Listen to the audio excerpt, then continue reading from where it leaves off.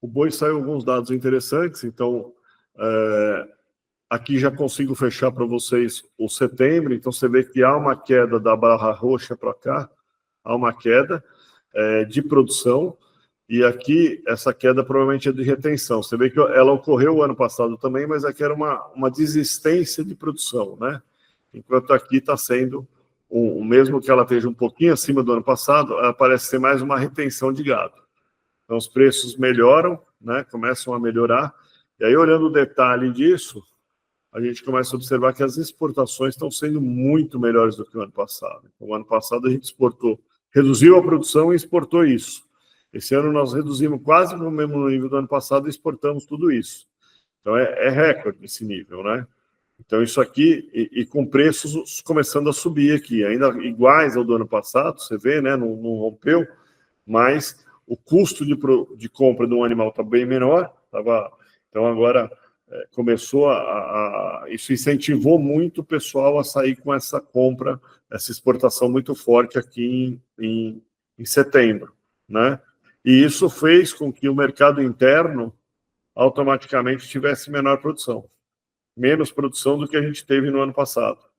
Então eu enxuguei o mercado interno em relação ao ano passado, comecei a pagar, a carne começou a ficar mais cara, né, automaticamente, e ajudou a puxar o preço do boi também. O que acontece aqui, a minha preocupação é que a gente tem visto nas pesquisas um volume maior de confinamentos, então eu acredito que é uma retenção mesmo, o cara não vendeu, mas os confinamentos estão com boi, ele está retendo esse animal, e isso pode aparecer boi daqui a pouco aí, né? E outra questão aqui que que a gente não consegue controlar, que é a exportação, né?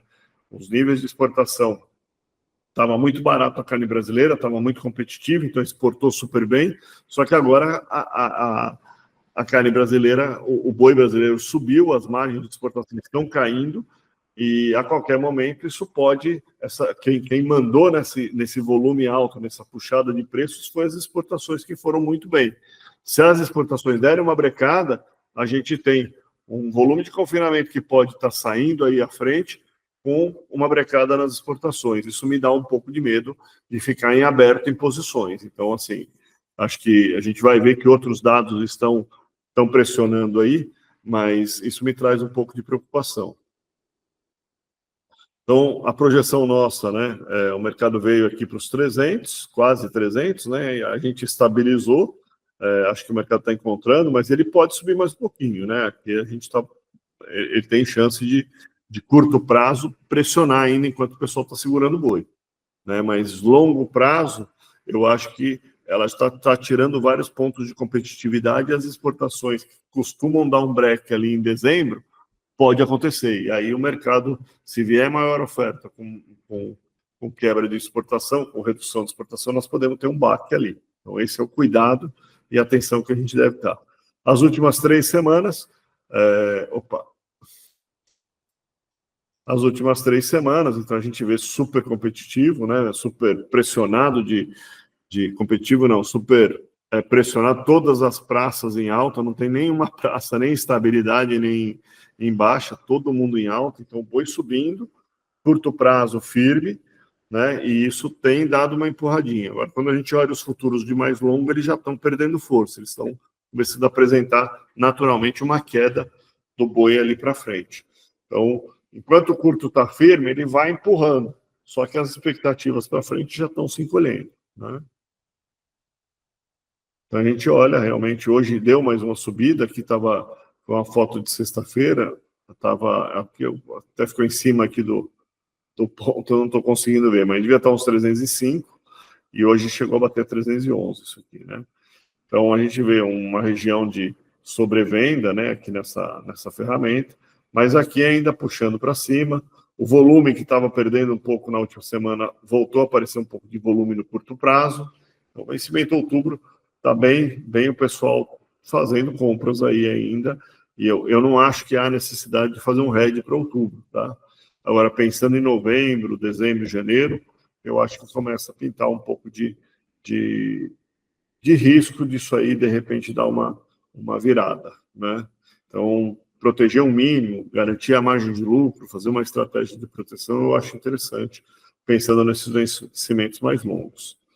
Vamos dar uma olhadinha na plataforma ali. Deixa eu só... não tem mais nada. Então, vamos dar uma olhadinha lá, para a gente concluir. Vamos pegar o boi aqui. Então, pegando aqui o boi, né, e olhando aqui, a gente vê realmente o estado de São Paulo ainda em alta, todas as praças, né?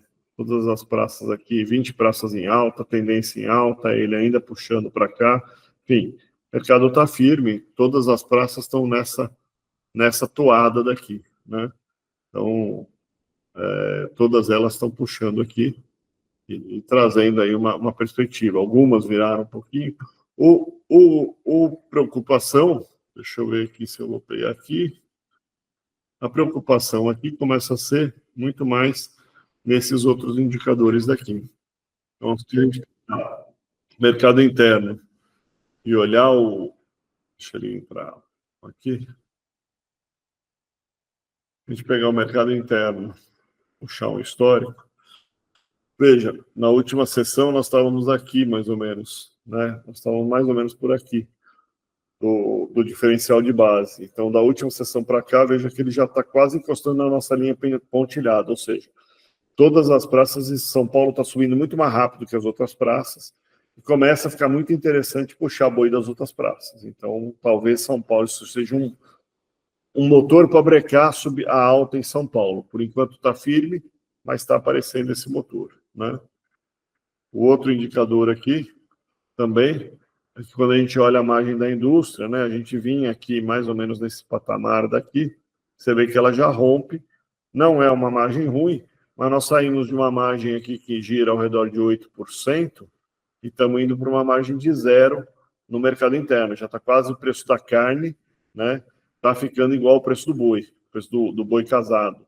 Isso não é margem negativa ainda, mas é uma margem que já a carne não está pagando o boi. Para o frigorífico ainda não é ruim, mas começa a trazer pressão, né?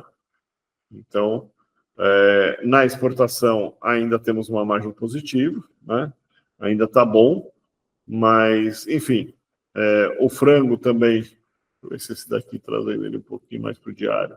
O frango também, a relação de troca dele com a carne, que aqui é muito bom, ou seja, 1 quilo de carne bovina comprava muito pouco frango, porque o frango estava caro, né? Então essa linha é isso, ele já começa a ir para uma média, né? Então o frango já vem ficando mais barato em relação à carne bovina, né?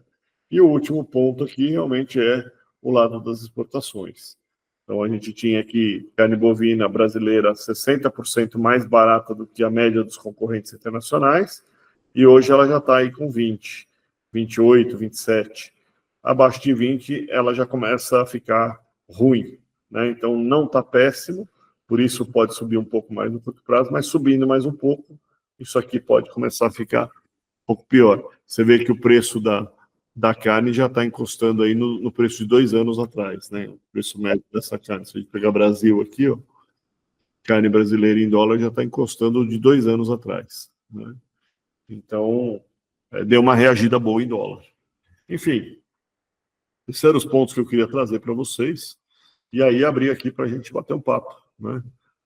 Aí eu entro em mais detalhes aqui, se for necessário.